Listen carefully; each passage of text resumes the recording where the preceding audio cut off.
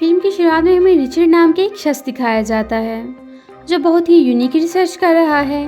वो जापानीज की एक मिथिकल क्वीन हिमिको पर रिसर्च कर रहा है जो लोगों को जिंदगी और मौत देती थी। उसने हर तरफ खौफ और डर फैला कर रखा था। लोग उससे बहुत डरते थे। वो जिसको भी हाथ लगाती थी वो मर जाता था। अब वहाँ के लोग इसके खिलाफ हो जाते हैं और उसको डेविल सी में मारकर एक आइसलैंड पर दफना दिया। रिचर्ड अपनी इस रिसर्च को लेकर बहुत जुनूनी होता है। वो आइसलैंड को ढूंढने जाता है ताकि वो मिथिकल क्वीन को जगा सके। रिचर्ड की वाइफ की डेथ हो चुकी है और वो अपनी बेटी लारा को अकेला लंदन में छोड़कर चला जाता है और उसे एक लॉकेट देकर जाता है। फिर हम देखते हैं कि काफी साल गुजर चुके हैं और लारा बड़ी हो गई है। वो रेसलिंग कर रही है। लारा एक ब्रेव लड़की है। उसे रेसलिंग का बहुत शौक है। इसके लिए उसने एक क्लब ज्वाइन किया हुआ है। तभी क्लब का ओनर आता है और कहता है कि तुमने फीस पे नहीं की, अब तुम यहाँ नहीं खेल सकती। लारा वहाँ से अपनी बाइसिकल पर बैठकर चली जाती है। वो अपने दो दोस्तों के पास जाती है जो बाइसिकल ठीक करने का काम करते हैं। वो भी उनके साथ काम करती है। वो लोग बातें करते हैं कि एक कंपटीशन हो रहा है और विन करने वाले को मनी मिलेगी। पैसों का सुनकर वो कहती है कि मैं पार्टिसिपेट करूंगी क्योंकि मुझे फीस पे करने के लिए पैसे चाहिए। गेम कुछ इस तरह की होती है कि सबको अपनी अपनी बाइसिकल पर रेस लगानी है और एक बाइसिकल वाला अपने पीछे फॉक्स की टेल बनाएगा। जिसने वो टेल पकड़ ली वो विनर होगा और उसे प्राइज मिलेगा, और अगर नाम पकड़ सके तो वही फॉक्स टेल वाला विनर होगा। रेस शुरू होती है और लारा पार्टिसिपेट करती है। वो बाइसिकल को तेजी से चला रही होती है। तभी अचानक उसकी नज़र एक शख्स पर पड़ती है। उसे लगता है कि जैसे ये उसके डैड हैं और वो उस वक्त को याद करने लगती है जब वो छोटी थी और उसके फादर उसे अकेला छोड़कर चले गए। वो इन्हीं हालों में गुम होती है कि पुलिस की कार से उसकी टक्कर हो जाती है। फिर हम देखते हैं कि लारा पुलिस स्टेशन में बैठी है। वहाँ उसकी गार्डियन एनी आती है जो कि उसके डैड की कंपनी में एम्प्लॉय थी। ये क्लेवर औरत है। वो लारा से पूछती है कि तुमने रेस में क्यों पार्टिसिपेट किया। वो कहती है कि मुझे कुछ पैसे चाहिए थे फीस पे करने के लिए। तो वो उसे कहती है कि तुम अपने डैड की प्रॉपर्टी के पेपर्स पर साइन करो और प्रॉपर्टी और मेंशन अपने नाम कर लो, तुम्हारे पास बहुत पैसा होगा। हर बार की तरह लारा उसे जवाब देती है कि मैं पेपर्स पर साइन नहीं करूँगी। उसके दिल में उम्मीद है कि उसके डैड जिंदा हैं और वो उन्हें ढूंढ लेगी। एनी कहती है कि रिचर्ड के गए हुए 7 साल गुजर चुके हैं और कोई भी डिटेक्टिव उनको ढूंढने के लिए तैयार नहीं है। तुम पेपर पर साइन करके अपनी प्रॉपर्टी क्लेम करो, वरना ये सब कुछ सेल करना पड़ेगा। काफ़ी सोचने के बाद वो अपने डैड के ऑफिस में जाती है। रिसेप्शनिस्ट पहले उसे अंदर जाने नहीं देता, लेकिन जब उसे पता चलता है कि वो लारा है तो वो उसे अंदर जाने देता है। ऑफिस में लारा उसके फादर के लायर और एनी बैठे थे। लायर उसे पेपर देता है साइन करने के लिए। वो साइन करने वाली होती है कि लायर उसे एक पजल बॉक्स देता है। वो साइन नहीं करती और क्यूरियस होकर पजल बॉक्स खोलने लगती है। ये बॉक्स उसके डैड ने दिया था कि मेरे मरने के बाद ये लारा को देना। लारा जब इस बॉक्स को ओपन करती है तो उसके अंदर उसके डैड और उसकी फ़ोटो होती है। साथ में एक की और नोट भी होता है। जब इस नोट को ओपन करती है तो ऊपर लिखा होता है कि मेरी आखिरी मंजिल का पहला खत। ये देखकर तीनों सोचने लगते हैं कि ये सब क्या है। लारा वहाँ से उठकर अपने मेंशन में आती है और एक रूम में जाती है जहाँ फैमिली के तमाम डेड मेंबर्स के नाम की स्लेट्स लगी हुई थी। वो रिचर्ड की स्लेट के पास जाती है और उसके नाम के आर को दबाती है। डोर ओपन होता है और ये उसे बेसमेंट तक ले जाता है। ये उसके डैड की रिसर्च प्लेस थी। यहाँ एंटीक चीज़ें पड़ी हुई थी। वो ये सब देखकर हैरान हो जाती है कि उसके डैड ने ये चीज़ें क्यों इकट्ठी की। उसे वहाँ अपने डैड के पासपोर्ट्स भी मिलते हैं जिनके ऊपर उनके डिफरेंट नेम्स होते हैं। उसे समझ नहीं आती कि डैड ये सब क्या कर रहे थे और क्यों कर रहे थे। उसे वहाँ एक कैम रिकॉर्डर भी मिलता है। इसमें उसके डैड की रिकॉर्डिंग होती है। वो कैम को ऑन करके रिकॉर्डिंग सुनने लगती है। उसके डैड कहते हैं कि मेरे मरने के बाद तुम यहाँ तक पहुँची हो। उसे कहते हैं कि मैं तुम्हारी मॉम से बहुत प्यार करता था। उसके डैड ने मुझे तोड़ कर रख दिया था।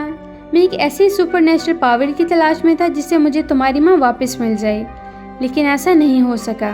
एंशिएंट प्लेसेस पर जाना और एंटीक चीज़ें इकट्ठा करने मेरी हॉबी बन गई थी।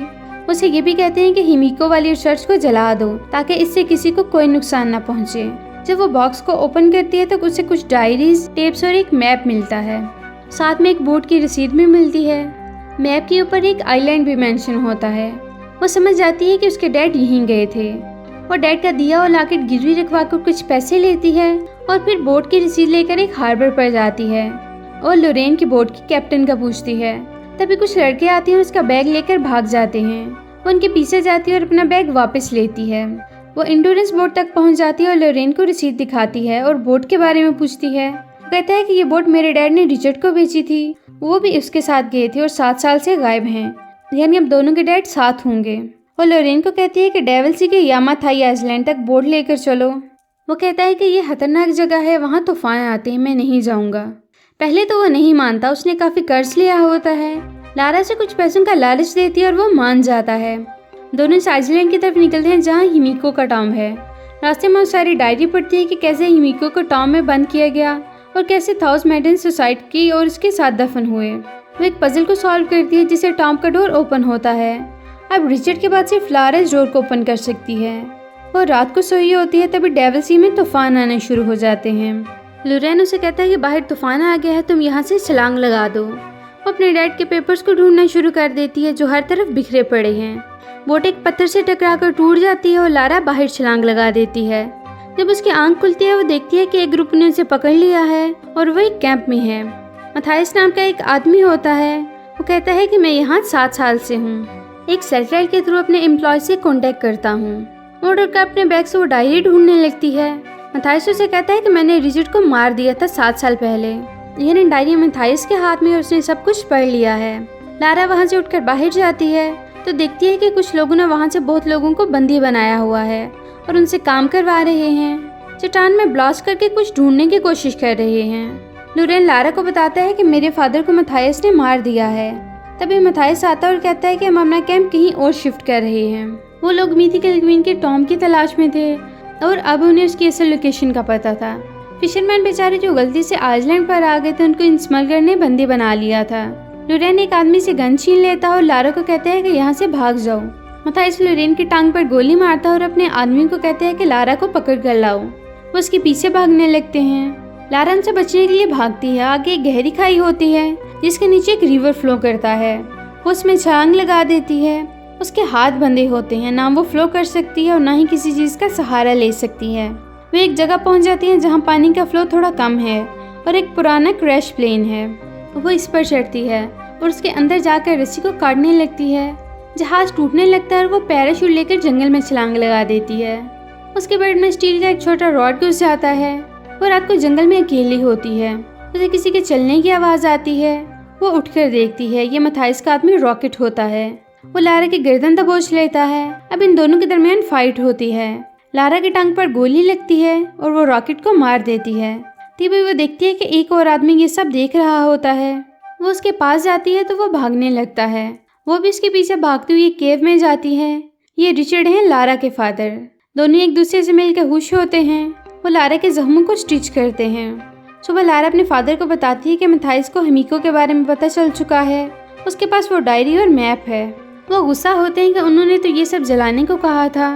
वो कहते हैं कि ये ग्रुप हमारा दुश्मन है, लोगों को नुकसान पहुंचाएगा। वो अपने डैड को बताती है कि हिमिको के बारे में जो कुछ कहा गया और लिखा गया ये सिर्फ मिथ है, रियलिटी में ऐसा कुछ नहीं है। वो डिसाइड करती है कि मथाइस के सैटेलाइट ट्रांसमीटर चुरा कर पीछे लोगों से गाड़ियाँ मंगवाएंगे और फिर वो लोग यहाँ से चले जाएंगे।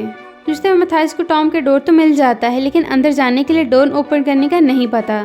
डोर सिर्फ रिचर्ड और लारा ही खोल सकते हैं। लारा वहाँ जाती है और मथाइस के आदमी को तीर मारती है और कैदियों को आज़ाद करवाती है। लोरेन भी गन पकड़ता है और वो सब मथाइस के आदमी से लड़ने लगते हैं। लारा लोरेन को कहती है कि तुम चले जाओ, लेकिन वो कहता है कि मैं तुम्हारा इंतज़ार करूँगा। रिचर्ड टॉम के डोर के पास खड़ा है। मथाइस उसे कहता है कि डोर ओपन करो, लेकिन वह नहीं करता। वो रिचर्ड को मारने लगता है। फिर लारा रिचर्ड के मना करने के बावजूद टॉम का डोर ओपन करती है। रिचर्ड, लारा और मथाइस के आदमी अब अंदर जाते हैं। लारा एक जगह पर पाँव रखती है तो अंदर से कांटे निकलने लगते हैं।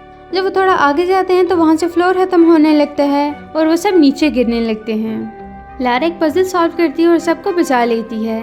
फिर उन्हें एक जगह नजर आती है जहाँ मेडन्स के ढांचे और एक कॉफिन है, यानी ये हिमिको का कॉफिन है।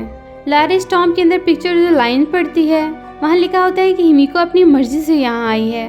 वो नहीं चाहती कि इसकी वजह से किसी को नुकसान पहुँचे, यानी वो ईविल नहीं थी। जब इस कॉफिन को ओपन करते हैं तो उन्हें एक मम्मी नजर आती है जो बहुत बुरी हालत में है। मथाइस ने अपनी आदमी और गाड़ी बुलवा ली थी।